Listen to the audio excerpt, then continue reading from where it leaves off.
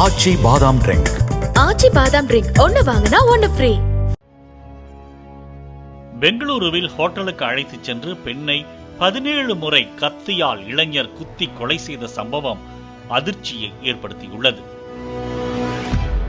பெங்களூரு கெங்கேரி அருகே வசித்து வந்தவர் ஹரிணி. இவருக்கு திருமணமாகி தாசே கவுடா என்ற கணவரும் 2 குழந்தைகளும் இருக்கிறார்கள்.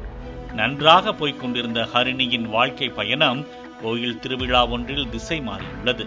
கடந்த சில மாதங்களுக்கு முன்பாக கெங்கேரியில் நடைபெற்ற கோவில் திருவிழாவில் 3வது நபர் மூலமாக ஹரிணிக்கு தலக்கட்டாபுராவை சேர்ந்த 25 வயதாகும் யஷஸ் என்பவருடன் அறிமுகம் ஏற்பட்டிருக்கிறது. அப்போது 2 பேரும் தங்களது செல்போன் எண்ணை பரிமாறிக்கொண்டிருக்கிறார்கள். யஷஸ் தனியார் நிறுவனத்தில் மென்பொறியாளராக பணியாற்றி வருகிறார். அதைத் தொடர்ந்து 2 பேரும் அடிக்கடி செல்போனில் நண்பர்களாக பேசி வந்த நிலையில் அது நாளடைவில் காதலாக மாறியுள்ளது. பின்னர் ஓயோ மூலம் ஹோட்டலில் ரூம் புக்கிங் செய்து 2 பேரும் அடிக்கடி உல்லாசமும் அனுபவித்ததாக கூறப்படுகிறது. மனைவி ஹரிணியின் காதல் ஒரு கட்டத்தில் தாசே கவுடாவுக்கு தெரிய வந்ததை அடுத்து ஹரிணியை அவர் கடுமையாக கண்டித்ததுடன் அவரிடமிருந்து செல்போனையும் வாங்கி வைத்துக் கொண்டதாக கூறப்படுகிறது. இதன் காரணமாக ஹரிணியை அவரது காதலன் யஷஸால் தொடர்பு கொள்ள முடியாமல் அவரை பார்க்க முடியாமல் போனதால் யஷஸ் வேதனையில் இருந்ததாக சொல்லப்படுகிறது. இதற்கிடையில் நடந்த சம்பவங்களுக்கு தனது கணவரிடம் மன்னிப்பு கேட்ட ஹரிணி அந்த இளைஞருடன் பேச மாட்டேன் என்றும் உறுதியளித்திருக்கிறார்.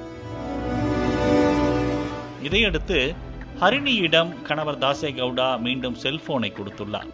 ஆனாலும் காதலன் யஷஸ் உடனான தொடர்பை கைவிட முடியாததால் அவரை ஹரிணி செல்போனில் தொடர்பு கொண்டு பேசியதாக கூறப்படுகிறது.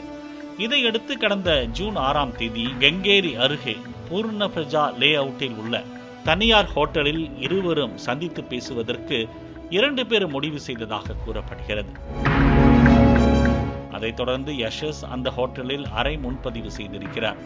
சம்பவத்தன்று 2 பேரும் ஹோட்டலுக்கு சென்று அங்கு இருவரும் உல்லாசமாக இருந்ததாக கூறப்படுகிறது. அப்போது இந்த உறவை நிறுத்திக் கொள்வது குறித்து ஹரிணி பேசியதாக தெரிகிறது. ஆனால் இதனை ஏற்றுக்கொள்ள முடியாத யஷஸ் ஹரிணியிடம் சண்டையிட்டுள்ளார். அப்போது இருவருக்கும் இடையே கடும் வாக்குவாதம் ஏற்பட்டுள்ளது. இதனால் ஆத்திரமடைந்த யஷஸ் தான் மறைத்து வைத்திருந்த கத்தியால் ஹரிணியை கண்மூடித்தனமாக 17 முறை குத்தியதாக கூறப்படுகிறது. இதில் சம்பவ இடத்திலேயே ஹரிணி உயிரிழந்தார். பின்னர் ஹோட்டலில் இருந்து யஷஸ் தப்பிச் சென்று விட்டார். இந்த நிலையில் யஷஸ் முன்பதிவு செய்த அறை நீண்ட நேரம் திறக்கப்படாமல் இருந்ததால் சந்தேகமடைந்த ஹோட்டல் ஊழியர்கள் கதவை திறந்து பார்த்தார்கள். அப்போது ஹரிணி கொலை செய்யப்பட்டு கிடப்பதைக் கண்டு ஊழியர்கள் அதிர்ச்சி அடைந்தனர். பின்னர் இது குறித்து உடனடியாக ஹோட்டல் நிர்வாகத்தினர் போலீசாருக்கு தகவல் தெரிவித்தனர். அதன் பேரில் சம்பவ இடத்திற்கு வந்த போலீசார் இறந்த ஹரிணியின் உடலை கைப்பற்றி விசாரணை நடத்தினர்.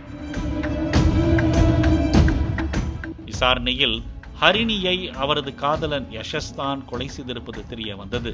அதன் பேரில் வழக்கு பதிவு செய்த போலீசார் யஷஸை கைது செய்து அவரிடம் மேலும் விசாரணை நடத்தி வருகின்றனர். ஆச்சி பாதாம் ட்ரிங்க். ஆச்சி பாதாம் ட்ரிங்க் ஒன்னு வாங்கினா ஒன்னு ஃப்ரீ.